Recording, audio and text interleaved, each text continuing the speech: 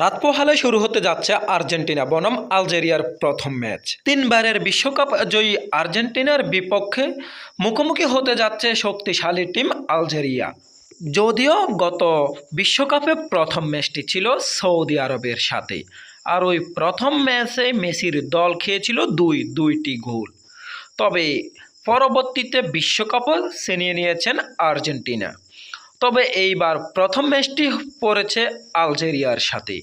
তবে পরাশক্তি আলজেরিয়াও কোনো দিক থেকেই কম নয়।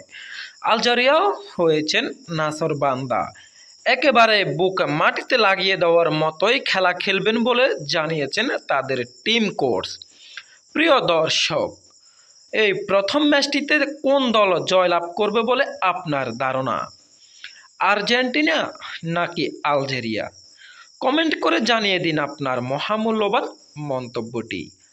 আর বিশ্বকাপে খেলার সর্বপ্রথম সকল প্রধান তথ্যগুলো পেতে আমাদের এই চ্যানেলটি সাবস্ক্রাইব করে পাশে থাকুন। ধন্যবাদ।